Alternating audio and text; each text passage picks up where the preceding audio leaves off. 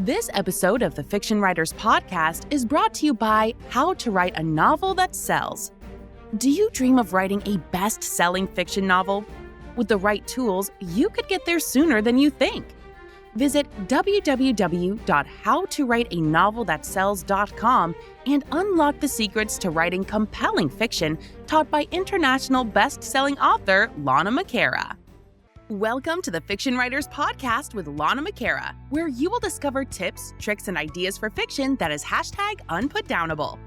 Here you'll find new energy, new perspectives, new resources, and new ideas that will spark your creativity into a blaze of brilliance. It's easier than you think.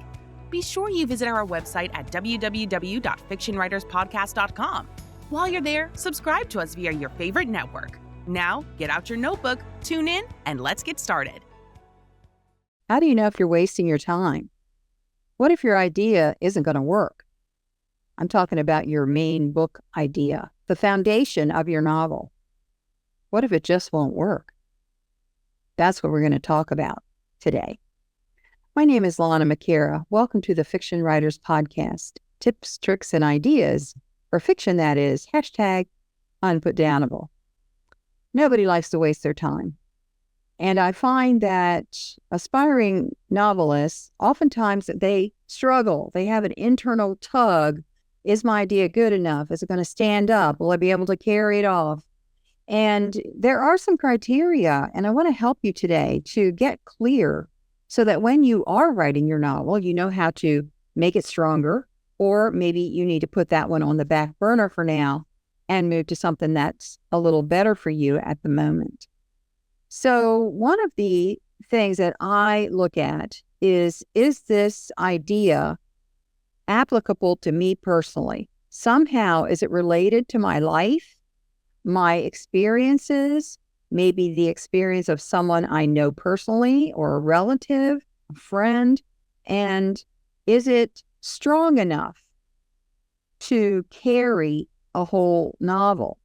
The reason I say that it should be related to you in some personal way is that you need to be able to market it. If you see something in the newspaper and you think that's a good idea, but you have no point of contact, you're going to have a hard time marketing that book, because public relations and media, they really are not into interviewing novelists about the story. They want to know the personal side of things with you. And so when you're selecting your idea, think of how you're going to connect it to an interest you have, an experience you have, a place you lived, something. Maybe a type of job you had. Oh, yes, I used to be a newspaper reporter, and this story is about how a newspaper reporter got into trouble. That is a connection. You need that. That's what makes a good hook that you can use to market your book. So does it have one of those? Does it have a connection to you? And is it strong enough? A young girl who gets a job in a new city, well, that's a good start, but that doesn't really have enough impetus, enough power behind it. You have to ramp it up and make it worse for her. She stumbles into something. She sees something. She gets a job and somebody's there that's doing something wrong. You have to ramp it up. And not just once.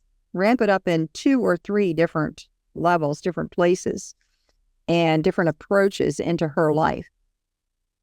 The next thing is it traumatizing? The reason I mention this is because a lot of times, in my experience as a book coach and an editor, I find that people have a story, a traumatic story, and they want to create a book out of it. And that's totally great. That's what my stalker story did for me. I had that traumatic experience and I put it into my book, The Englewood Medium, Shaken But Not Stirred. That's the story of a stalker.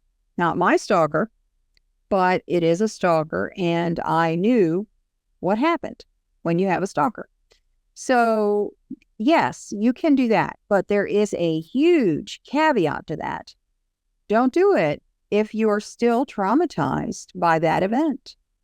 If you sit down to write it and you start to cry, You get all anxious, you get panicky, you feel panic attack coming on, you're up at night because you can't sleep for thinking about it. No, not yet.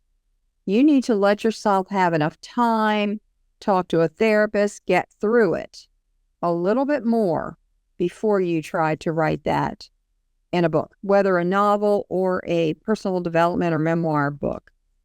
You need time to get over the trauma because you are going to reactivate that place in you that you don't want to reactivate.